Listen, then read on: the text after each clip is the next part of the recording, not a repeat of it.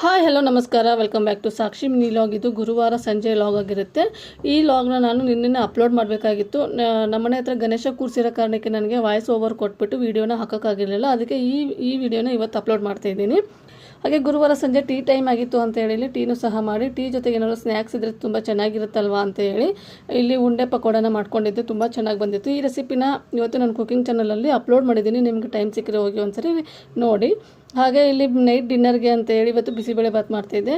ನಾನು ಬೆಳಗ್ಗೆ ಎಲ್ಲ ಅಡುಗೆ ಮಾಡ್ಕೊಂಡಿರ್ತೀನಲ್ವ, ಹಾಗಾಗಿ ಸಂಜೆ ಟೈಮಲ್ಲಿ ಸುಮ್ಮನೆ ಲೈಟಾಗಿ ಹಾಗೆ ಸಿಂಪಲ್ ಆಗಿರುವಂತಹ ಅಡುಗೆಗಳನ್ನೇ ಜಾಸ್ತಿ ಮಾಡೋದು.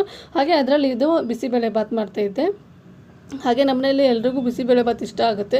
ಬೆಳಗ್ಗೆ ಮಾಡಿರೋಂತಹ ಬಿಸಿಬೇಳೆ ಬಾತು ಮಧ್ಯಾಹ್ನ ತಿಂತಾರೆ, ನೈಟು ತಿಂತಾರೆ, ಅಷ್ಟೊಂದು ಇಷ್ಟಪಡ್ತಾರೆ. ಅದಕ್ಕೆ ತುಂಬ ದಿನ ಆಗಿತ್ತು ಅಂತ ಹೇಳ್ಬಿಟ್ಟು ಇವತ್ತು ನೈಟ್ ಡಿನ್ನರ್ಗೆ ಬಿಸಿಬೇಳೆ ಬಾತ್ ಮಾಡಿದ್ರೆ ಆಯಿತು ಅಂತ ಬಿಸಿಬೇಳೆ ಬಾತೇ ಮಾಡಿಕೊಂಡೆ. ಹಾಗೆ ಇಲ್ಲಿ ನನ್ನ ಮಗಳಿಗೆ ಏನೋ ಡೌಟ್ ಇತ್ತು ಅಂತ ಅವಳಿಗೂ ಸಹ ಓದಿಸ್ಕೊಂಡು ಬಟ್ಟೆನ ಫೋಲ್ಡಿಂಗ್ ಮಾಡ್ತಾ ಕೂತಿದ್ದೀನಿ. Thank you.